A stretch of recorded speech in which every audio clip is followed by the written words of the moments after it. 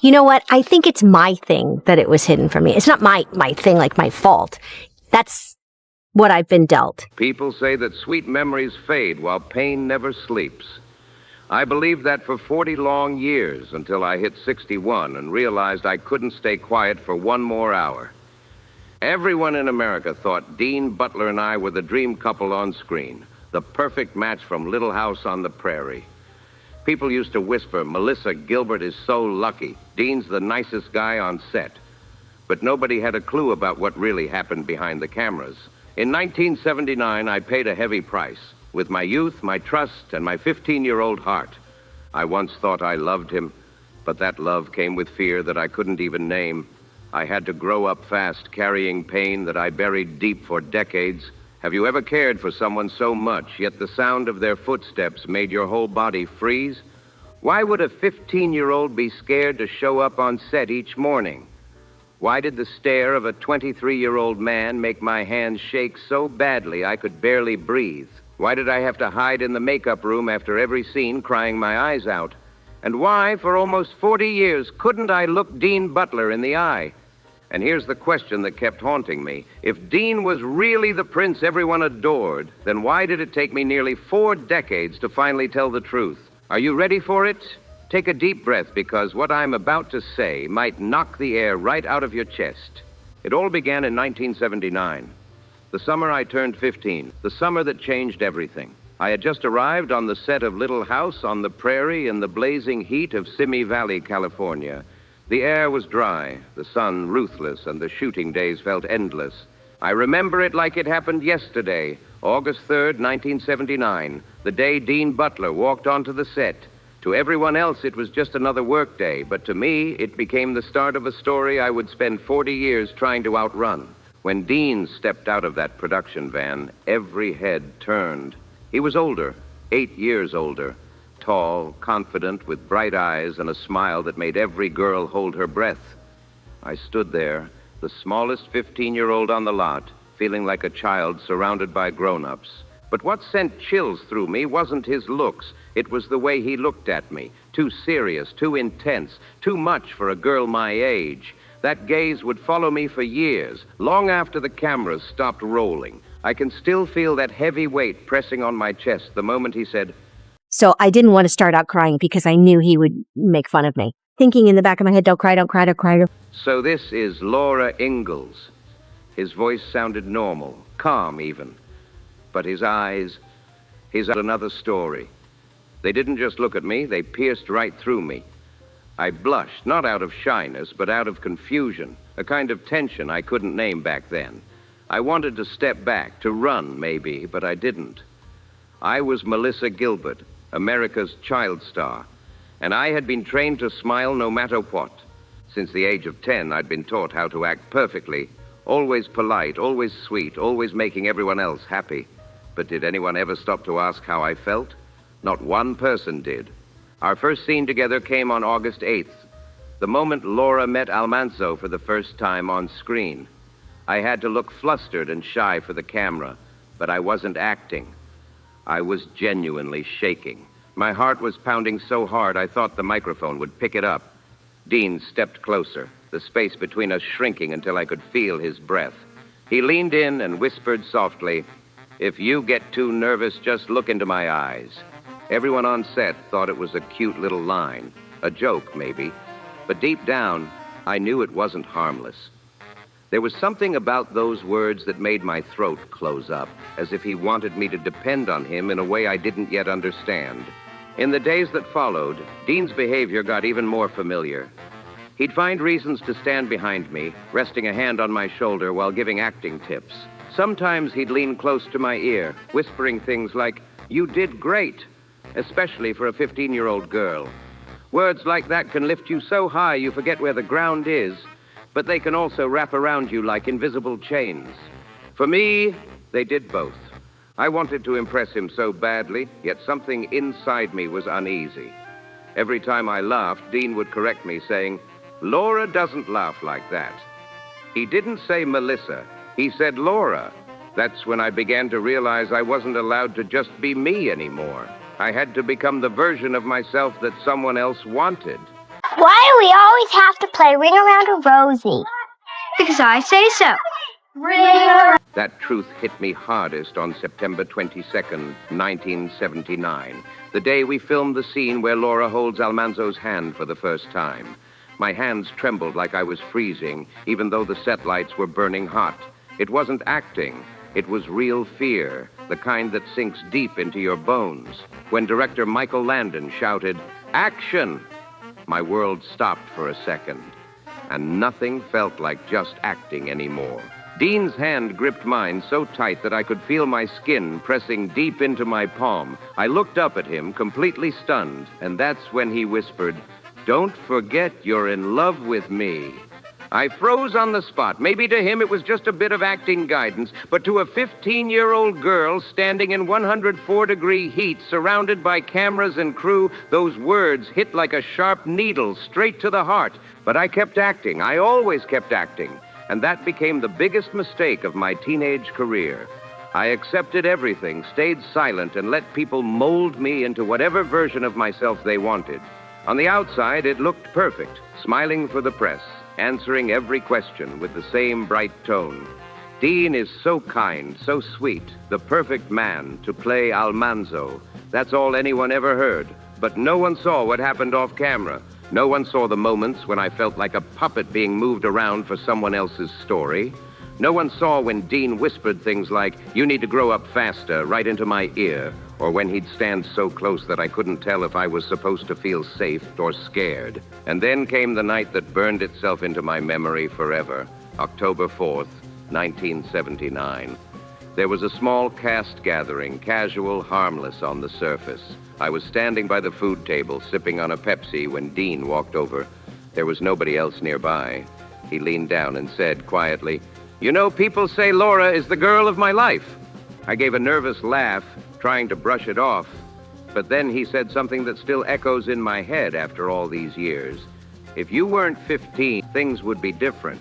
Everything inside me stopped. I felt like I'd turned into stone, my hands cold, my body frozen. I couldn't speak, couldn't move, couldn't even breathe. My heart pounded so hard it hurt. I didn't fully grasp what he meant, but I knew one thing for sure. No 15-year-old should ever have to hear that. And that night, I went home and cried until my pillow was soaked. But the next morning, I was back on set, smiling, acting, pretending to be the girl in love. I called him Almanzo, just like the script said, even though every scene tore a little piece out of me. No one knew how terrified I was. No one noticed the trembling in my hands or the way I'd flinch when the director shouted, "Ready?" Everyone just saw Laura, sweet, cheerful Laura, perfectly in love. And that's when the first real crack in my life began, a crack that would stay hidden for decades. It took me until I was 61 to finally give it a name. The truth is harsh but real. People only see the glow of the spotlight, never what hides behind it. They never saw how much I shook when the cameras rolled, how hard I tried to hold myself together when everything inside me was falling apart. No one ever saw how I'd hold my breath every time Dean walked into the makeup room. No one noticed how my 15-year-old heart felt stretched tight, like a violin string ready to snap at any second. In 1980, when I turned 16, things didn't just stay uncomfortable. They turned darker than I ever imagined. Little House on the Prairie had entered a new season, but what was happening between Dean and me had gone far past awkward moments. It had turned into something that felt like an obsession. To January 12th, 1980. I remember that morning like it was burned into my memory. I got to the set at 6:30 a.m., same as always. Michael Landon was already there, sitting with the script in his hands. To me, Michael was like a second father, someone I trusted completely. When I walked in, he smiled warmly and patted the seat beside him. "Sit down, kid." For a moment, I felt safe again, but then he put the script down and looked straight into my eyes. "Are you okay?" he asked. I didn't understand what he meant at first. I laughed a little, brushing it off like it was nothing. But Michael didn't drop it. His face turned serious. "You've changed these past few months. You've been different. Is something going on with Dean?" I froze instantly. My heart felt like it stopped beating. I had never told anyone, not a single soul, what I was really going through. But Michael looked at me like he already knew, like he could see the truth written all over my face. My legs started to shake. My mouth went dry, but I still lied. "Nothing's wrong," I whispered. Michael sighed softly and rested his hand on my shoulder. "You're only 16, Melissa. Don't let anyone force you to grow up faster than your age." I knew what he was saying. He was warning me. He saw things that no one else dared to mention on that set, but deep down I already knew. It was too late. What had been happening behind the scenes had already slipped out of my control. Then came the night I'll never forget, February 4th, 1980. We had just wrapped a long day of filming, and there was a small cast meeting before everyone went home. Dean sat beside me, too close. Close enough that I could feel his breath brushing the side of my neck. I tried to lean away, hoping he'd back off, but instead, he rested his hand on the back of my chair, like he was silently trapping me there. I could feel my pulse racing, my stomach twisted with fear. Trying to sound calm, I whispered, "What are you doing?" Dean turned his head slightly, his eyes narrowing. "Are you afraid of me?" he asked quietly. I looked away and forced out the biggest lie I ever told. "No!" But I was terrified. My hands were freezing cold, my whole body tense. I was too scared to even stand up, too afraid to leave the room before he did, because deep down I didn't know what might happen if I did. Dean leaned close to my ear and whispered, "You need to relax. We're a couple on screen." But that line didn't calm me. It felt like a rope tightening around my throat. My whole body tensed up, and the air around me felt too heavy to breathe. As soon as everyone started leaving the room, I jumped to my feet, desperate to get out. But when I stepped into the parking lot, I heard his footsteps behind me. He was following me. I walked faster. He matched my pace. "Melissa," he called out. I stopped and turned around, my heart pounding so hard it hurt. "Do I scare you?" he asked. The truth burned inside me. Yes, I wanted to say yes. I wanted to scream it, but how could I? I was 16, scared of making waves, scared of disappointing anyone. The only words that came out were, "I just want to go home." Dean stared at me for a long, silent moment before finally nodding. I thought maybe it was over, that he'd back off. But I was wrong. The more distance I tried to put between us, the more he seemed to chase it. And the worst moment came not long after, March 20th, 1980, a day that still echoes in my memory like a bad dream. I had gone to the props warehouse looking for an old pillowcase for a scene. It was quiet, too quiet, until I heard the heavy click of the door closing behind me. I turned around and there he was, Dean, standing by the door just watching me. The silence in that room was so thick I could hear the wind outside and my own heartbeat slamming in my chest. "Why are you avoiding me?" he asked. My throat tightened. "I'm not," I stammered, and he took a step forward. I stepped back, another step and another, until my back hit the prop shelf. There was nowhere left to go. Dean's eyes weren't the soft, charming ones of Almanzo anymore. They were the eyes of a 24-year-old man staring down a frightened 16-year-old girl who didn't know how to move or speak. "Melissa," he said quietly, "you confuse me so much." I tried to sound steady. "I have to get back to set." But before I could move, he lifted his arm and rested his hand against the wall, right beside my head, blocking my only way out. He didn't touch me, but the closeness, the heat, the pressure, it made it hard to breathe. I don't think he meant to cross a line. Deep down, I believe he knew better, but fear doesn't wait for logic.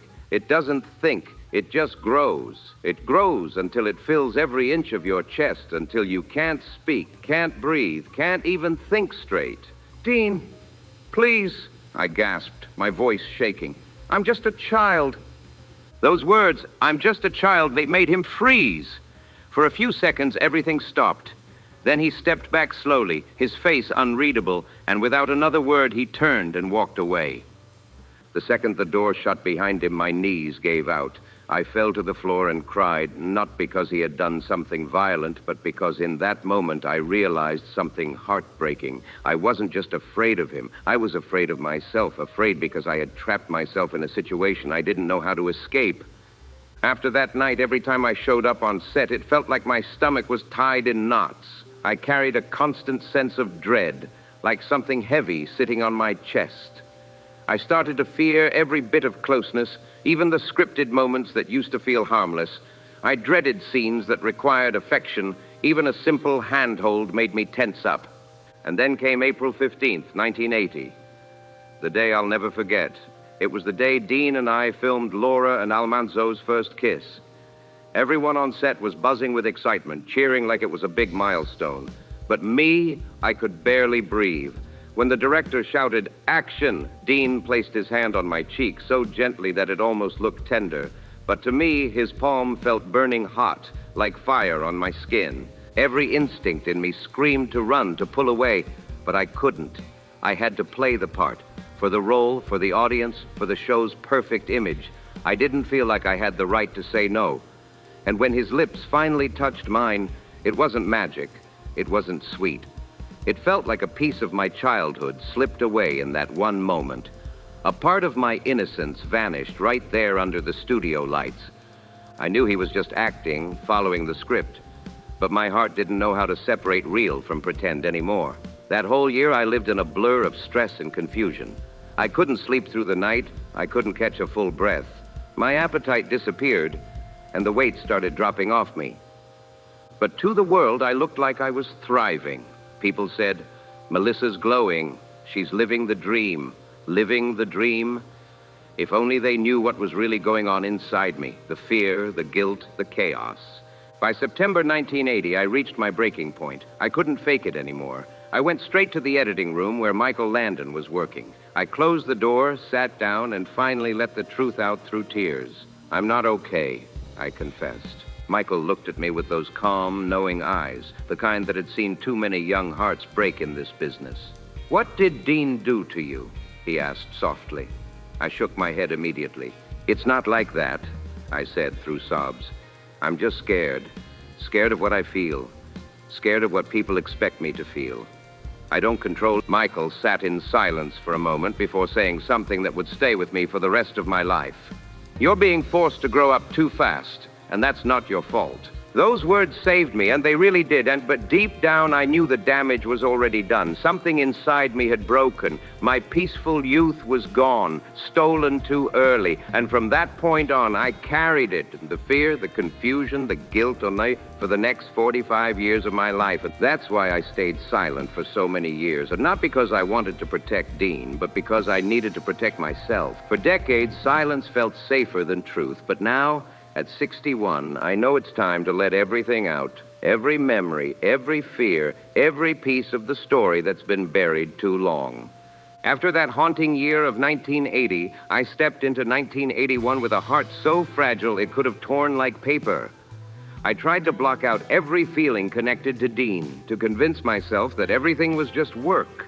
I told myself I had to stay professional, to be strong, to never look weak in front of anyone. But the harder I tried to stay calm, the more I felt myself drifting away from who I really was.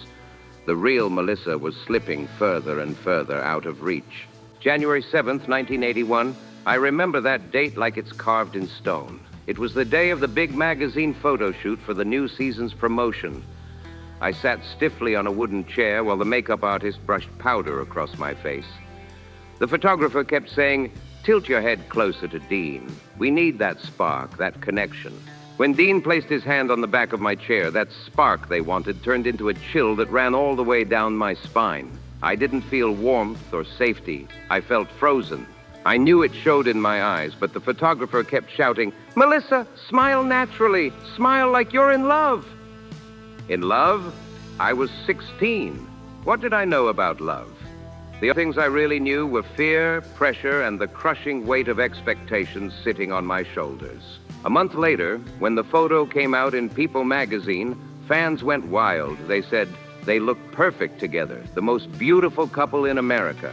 If only they had known the truth, that behind that glossy smile was a girl fighting back panic, not butterflies. I'll never forget another moment, one that might have looked harmless to anyone else. I was in the makeup room one morning, sitting quietly while they worked on my hair. Dean came in and stood behind me. He reached out and started adjusting my collar, just a small movement. But inside, I froze completely. It was like someone flipped a switch and shut my whole body down. I stared into the mirror in front of me, and the reflection didn't look like me anymore. The small brown-haired girl with wide, innocent eyes from when I was 10 was gone. In her place was a girl who had already learned that even if she wanted to run, she couldn't. My whole life, My career, my family, my future, all depended on that show. There was no way out, and Hollywood knew that. They always knew when someone was trapped, especially a young actor who couldn't afford to say no. My loneliness started eating at me piece by piece. Every night I'd lie in my tiny hotel room at Big Sky Ranch, staring up at the ceiling while the yellow lamplight cast long, ghostly shadows on the walls. The silence in that room was deafening. The kind of silence that makes your heart echo in your ears and reminds you just how alone you really are. While the laughter of the crew echoed from the lobby downstairs, I lay there alone in my room, just 16, curled up under thin sheets, listening to everyone else having fun. The cast partied, they laughed, they lived freely. And me, I just wished for morning to come faster, because being on set was the only time I didn't have to face what I was really feeling. I was trapped between two painful truths. I needed the job, but the job was breaking me. Then came one of the hardest days of my life. March 18th, 1981. We were filming the second kiss between Laura and Almanzo, the big moment of the season. The kiss that was supposed to show Laura transforming from a girl into a young woman. The cameras were ready, the lights blinding, and the whole crew was expecting something beautiful. But inside I was falling apart. I didn't want to kiss him. Every part of me screamed no, but I didn't have a choice. The scene had to happen. So when Dean placed his hand around my waist and pulled me close, my whole body trembled, visibly. Director Michael Landon immediately called cut and rushed toward me. "Are you okay?" he asked, his voice full of concern. I forced a shaky smile and whispered, "I'm just a little cold." It was 80 degrees that day, warm and bright. My lie hung in the air like a weight, but Michael didn't question it. He just nodded gently and said, "Do it again when you're ready." But the truth was, I was never ready. Not that day, not ever. That single kiss ended up taking 17 takes. 17 times I had to pretend. 17 times my lips touched the lips of someone I was terrified of. 17 times I smiled for the camera and cried backstage where no one could see. During the last take, Dean leaned in close and whispered, "You need to get used to this, Melissa." But I never could. And deep down, I knew I never would. What broke me the most wasn't just his words or actions. It was the entire system around me that convinced me I had to endure it. The industry told me, grow up fast. The crew reminded me, be professional. And the world outside kept saying, she's living the dream. But none of them knew what happened between takes. The moments that never made it to the final cut, the silent tears. The fear hidden behind perfect lighting and smiles. Then came another moment that still stings every time I think about it. April 28th, 1981. We were doing a group interview with TV Guide. The interviewer smiled brightly and asked, "Are you too close in real life?" I lowered my head, forcing a fake smile, and said, "Yes." A lie that came out too easily. Then the interviewer turned to Dean and asked, "Do you think of Melissa as a little sister?" Dean laughed, that confident, charming laugh everyone loved, and said, "No, she's more mature than people think." The second those words hit my ears, it felt like a nail drove straight into my chest. Everyone in the room laughed like it was nothing, but I sat there frozen, my smile trembling, my heart breaking quietly under the weight of what nobody else seemed to notice. I didn't want to be mature. I wanted to be 16. I wanted to be scared, fragile, silly, to just be a kid. But everyone around me seemed desperate to turn me into a woman just because my character was written to fall in love with an older man. That pressure twisted everything inside me until I couldn't tell where Melissa ended and Laura began. The hardest truth, I started to hate myself. I hated my own body because it reacted to fear in ways I couldn't control. I hated my feelings because they always made me feel weak. I even hated the reflection staring back at me. Eyes that no longer looked alive, just trapped like a bird fluttering inside a cage that kept getting smaller. By the time I turned 17, I wasn't Melissa Gilbert anymore. I was Laura Ingalls, a character created for someone else's story, a girl who was written to love Almanzo, whether I wanted to or not. The night I realized I had completely lost myself is burned into my mind, June 2nd, 1981. I was alone in the makeup room after everyone had gone home. The mirror lights were blazing hot. making my face glow red, my skin prickling under the heat. I stared into my own reflection, and for the first time I couldn't recognize the girl looking back. She looked exhausted. She looked scared. She looked like she was holding herself together just so she wouldn't break apart. I pressed my hand against my stomach, that same spot that always ached whenever I felt anxious. And I whispered softly, "Who am I living for? For myself or for the role?" The answer hit me instantly. It wasn't for me, not anymore. That year, I started making excuses to get away from Dean whenever I could. I'd tell the crew I was tired. I'd say I had a headache or needed extra rehearsal time. But no matter what I said, it never mattered. I still had to show up. I still had to stand next to him. I still had to pretend to love him on screen, no matter how much it tore at me inside. It felt like I was being swallowed whole, piece by piece. Hollywood didn't step in to help. Nobody did, because that's the truth no one talks about. When you're a child actor, you don't belong to yourself. You belong to the audience. You belong to the character. You belong to the contracts and the shooting schedule, but you don't belong to you. And once you lose yourself in that machine, getting back to who you really are feels almost impossible. I remember sitting under the hot stage lights on July 15th, 1981, watching Dean across the set. He was laughing, chatting casually with a few crew members, looking completely at ease, like nothing heavy had ever happened between us. I sat there silently, watching, feeling smaller and smaller inside, wondering how the world could look so normal while I was falling apart. He was standing there so calm, so completely at ease, and I couldn't even breathe normally. That was the moment I knew deep down that if I didn't find a way out soon, I would never rise again. But I was only 17, and I had no real choice. I couldn't leave the show. The contract wouldn't allow it. Nobody would ever let me break the perfect illusion that America had built around me. So I stayed silent. Again, I didn't realize that this silence, my attempt to protect myself, would soon lead me straight into the darkest chapter of my life.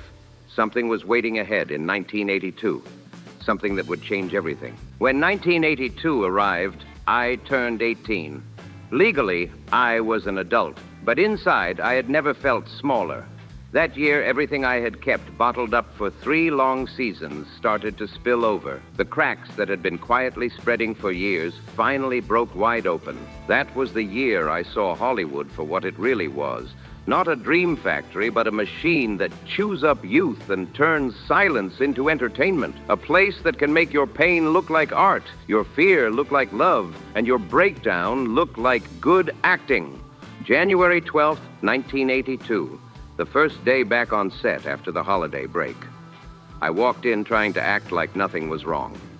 I smiled the way people expected Melissa Gilbert to smile. I greeted everyone like everything was fine. But the second I saw Dean from across the room, my chest tightened so hard I could barely stand.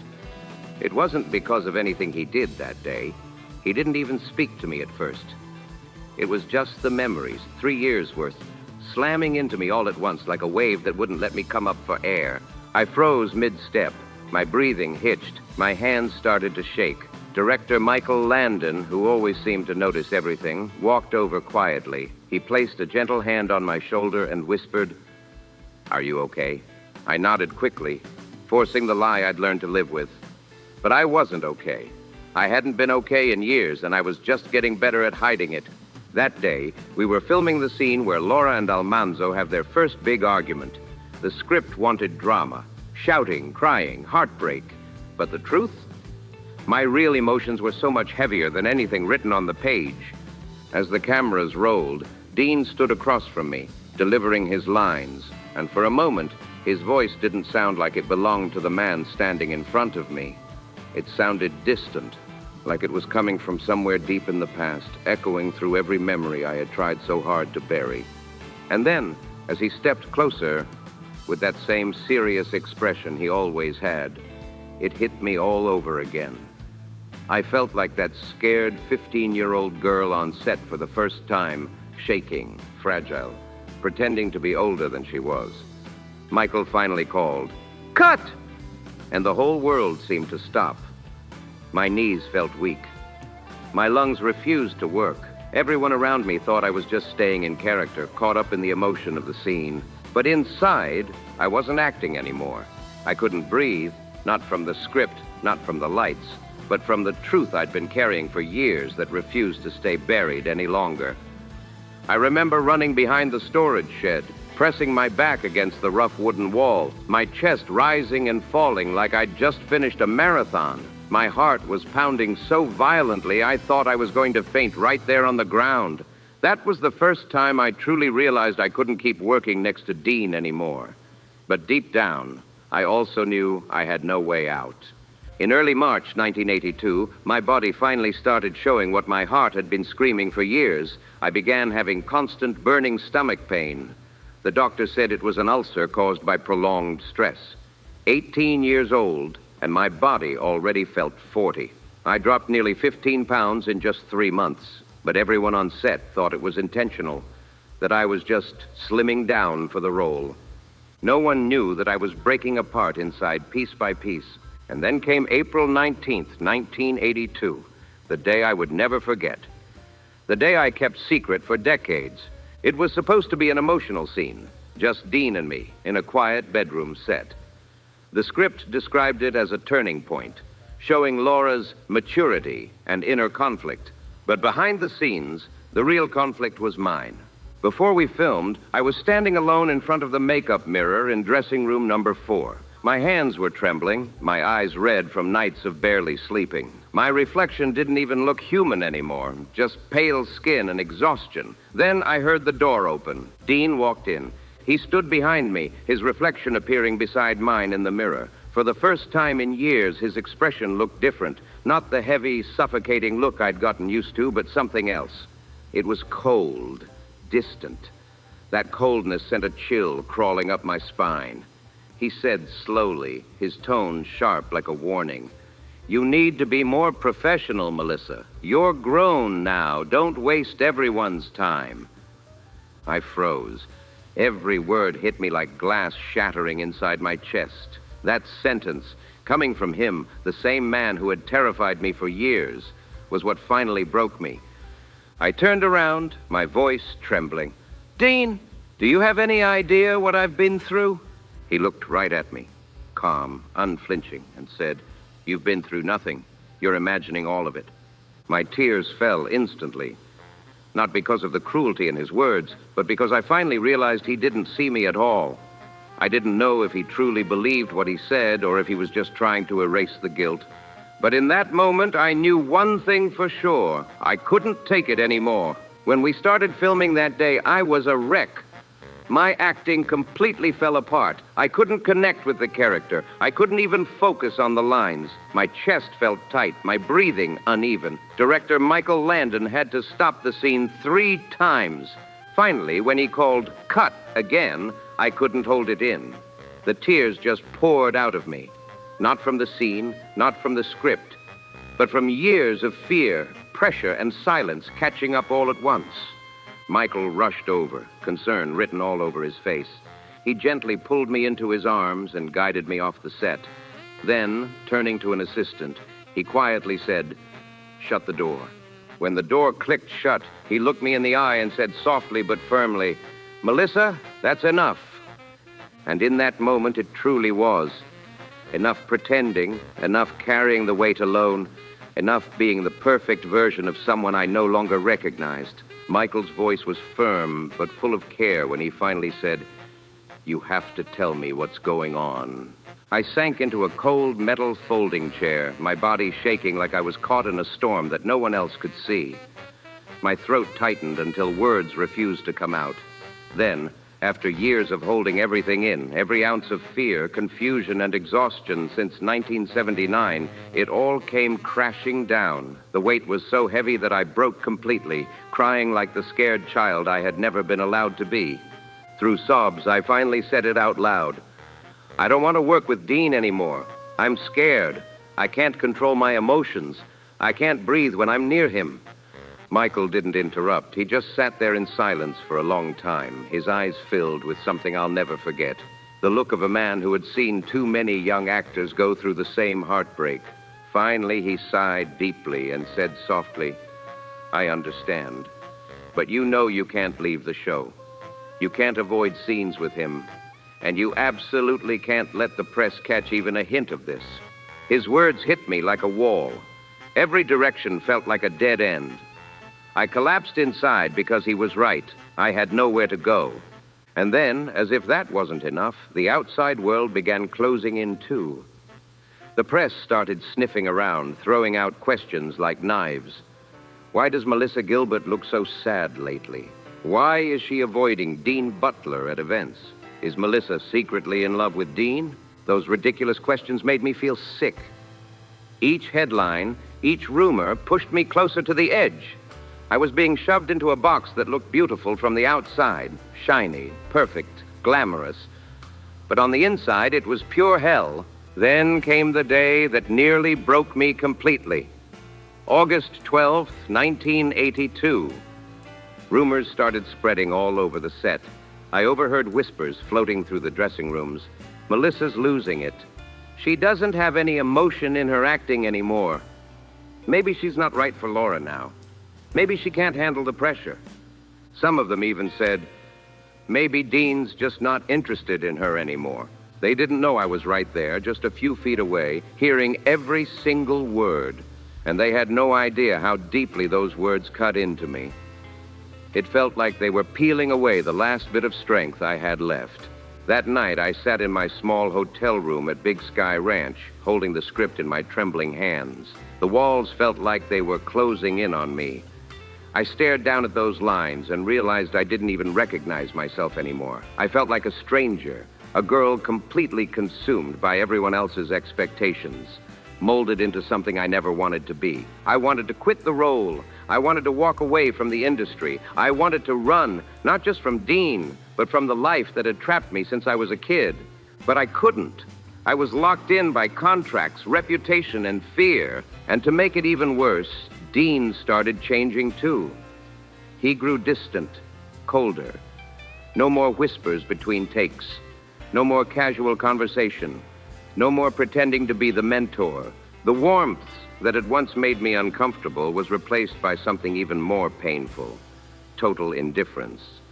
It was like I had become invisible, standing right there next to him, yet already erased. After that day, Dean pulled away completely. He wouldn't look at me, wouldn't speak to me, wouldn't even stand near me unless the camera demanded it. His silence was sharp, colder than anything he had ever said. People on the outside tried to make it sound casual, even gossipy. They whispered, "Oh, Dean must be bored with Melissa," or "Maybe she's just not interesting to him anymore." But to me, his distance didn't feel casual. It felt like someone had turned off the last light in a room I'd been trapped in for years. That coldness was the final click of a lock, sealing me inside the silence I'd been trying so hard to survive. For so long, I thought I wanted everything to stop, the tension, the fear, the confusion. But when it finally did stop, I fell apart completely. On September 25th, 1982, I reached my breaking point. I couldn't carry the weight anymore. The air outside that day was scorching, 100 degrees, but my hands were freezing cold as I walked behind the row of trailers where the crew usually took their breaks. My heart was pounding like it was begging to be heard. "We need to talk," I said quietly when I finally saw him. Dean turned around. His face looked so different, distant, unreadable, like a stranger's. My throat tightened. "There's nothing to talk about, Melissa," he said flatly. I froze, because deep down, I knew he was right. There was nothing left to say, nothing left to fix, nothing left of what had once existed between us, whatever it was. I turned to leave, but his voice stopped me one last time. "You have to be stronger," he said. "Hollywood doesn't care about anyone." That was the last thing he ever said to me that year. And ironically, it was the truest thing I ever heard from him. Hollywood doesn't care about anyone. It chews you up, drains you dry, and moves on to the next shining face without blinking. And it didn't care about me either. When the season wrapped later that year, I left the set feeling completely hollow, carrying a crushed heart, a stolen youth, and a version of myself I barely recognized. I wasn't the Melissa Gilbert from 1974, that bright, curious little girl full of joy and wonder, I wasn't even the Melissa from 1979, the hopeful 15-year-old dreaming about her future. I had become someone else entirely, and someone who grew up through fear and aged in silence. And the cruelest part? I still had to keep smiling every week for 50 million viewers who believed they were watching a happy young woman living her dream. They saw perfection on screen, but no one saw the pain that existed behind those bright studio lights. No one knew that the tragedy of 1982 had quietly broken me from the inside out. No one knew how many nights I cried until my body ached. No one knew how many times I wished I could just disappear, not from fame, but from Hollywood itself. For decades, I kept that truth buried deep. But now, at 61, I finally understand. Silence doesn't protect you. It only keeps the past alive longer. In 1983, when Little House on the Prairie finally came to an end, the world thought I walked away in glory, the mature actress who had grown up gracefully before America's eyes. The headlines said I was radiant, strong, beloved. But the truth I've never spoken until now is this. I left that little house not as a proud woman stepping into her future, but as a broken girl carrying a heart that was no longer whole. I left Little House carrying more than just memories. I left with panic attacks sitting in my chest like weights I couldn't drop. Mornings came when I'd wake up staring at the ceiling, wondering who I was even living for anymore. Every breath felt like it still carried the pain of 1979 through 1982, pain that never faded, only settled deeper inside me. I didn't walk away from the past that year. I just dragged it into the next chapter of my life, heavier, darker, and harder to face. By June 1983, I had moved to Los Angeles. I thought maybe distance would save me. I thought leaving the set, leaving Dean, leaving those suffocating memories behind would finally let me breathe again. But it didn't. The tiny house I rented in Laurel Canyon became my prison of silence, the place where I faced myself for the very first time. And that turned out to be the scariest thing of all. Every night I'd hear things that weren't really there. The faint creak of wooden chairs, the echo of a director yelling, "Action!" The ghost of Dean's voice whispering, "You're just imagining it, Melissa." Those words haunted me, looping in my mind like a curse I couldn't shake. When I'd walk into the bathroom, it was like I could hear my 15-year-old self crying behind the door. When I laid down at night, I could almost feel myself back behind those trailers in 1982, hearing that cold voice saying, "Be more professional." And a part of me believed him. A part of me truly thought I was the problem, that I was too weak, that I deserved the pain, that staying silent was my only choice. But there was another voice, quiet, fragile, but still fighting, whispering, "No, Melissa, you're still here, you're alive, and you've got to fight back." That whisper kept me going long enough to ask for help. In November 1983, everything came crashing down one night. I collapsed on the kitchen floor of that Laurel Canyon house, gasping for air, my body shaking uncontrollably. My heart pounded so hard I thought I was going to die right there on that cold tile floor. The next morning, I finally went to see a doctor. The diagnosis was clear: post-traumatic anxiety disorder. 19 years old, and already dealing with trauma that had roots in a childhood I never really got to live. The doctor told me something that burned into my mind forever, that the source of my trauma began during the years I filmed those scenes with Dean, from 1979 to 1982. Not because he intentionally wanted to hurt me, but because I had been too young to understand how to protect myself from what was happening around me. That truth hurt more than anything. I don't hate Dean Butler, I really don't. But I also can't erase what I lived through. Those years shaped me in ways I'll never fully undo. After Little House, my life split into two clear halves, before and after, and the after was darker than anyone ever saw. Throughout the 1980s, I did everything the world expected of me. I acted in new shows. I smiled brightly on talk shows. I stood under hot studio lights pretending to be fine. I gave interviews about my success story, while inside, I still felt like that same terrified 19-year-old girl who hadn't yet learned how to breathe without permission. Every time the cameras stopped rolling, I went right back to being her, The girl behind the smile, still trying to figure out who she really was when the spotlight finally went dark. Even as the years passed, I was still trapped inside that same old fear.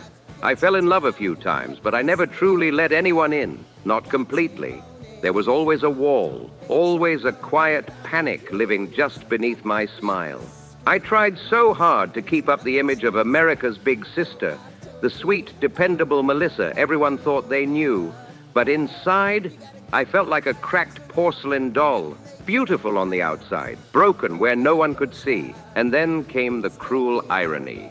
Hollywood, the very place that had aged me before my time, kept asking me to play young girls. While my heart felt decades older than my body, I still had to smile and act carefree. I played bright, innocent characters on screen, while off camera, I'd come home and collapse on my bed, gasping for air, trying to find enough strength to face another day. No one knew how many nights I lay awake, staring at the ceiling until sunrise. No one knew how often I reached for tranquilizers just to stop the trembling in my chest. No one knew that the spotlight, the thing I'd once loved so much, had become something I couldn't even look at without fear. In 1988, during a casual interview, a reporter asked me a question that hit like a knife disguised as small talk. Who was your favorite person to film with on Little House?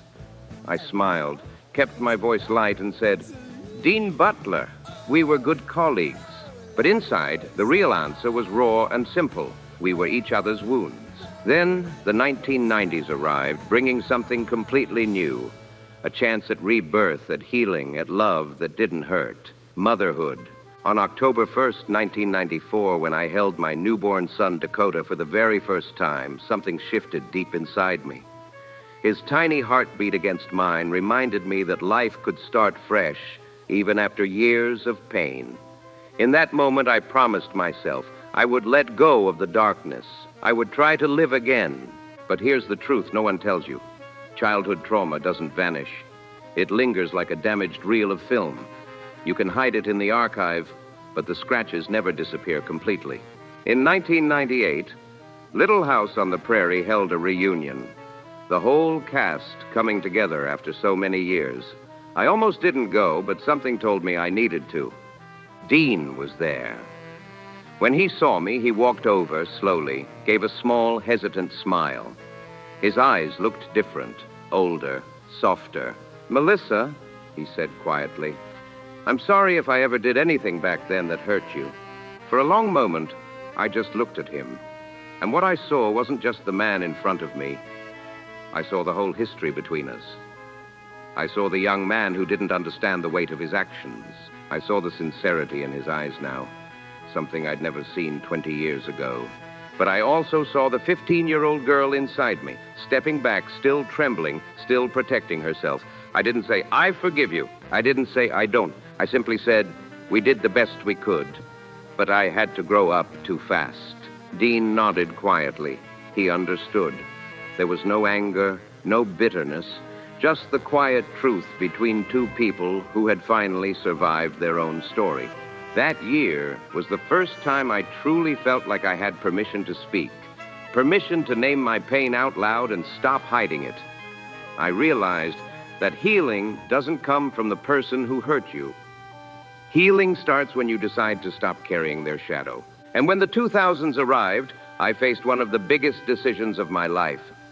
Whether to tell my story in full, whether to open every wound and put it on paper for the world to see in my memoir, Prairie Tale. For the first time, I didn't feel afraid of the truth anymore. I was ready to face it, to finally reclaim my voice, my peace, and my power. Should I talk about my real feelings for Dean Butler?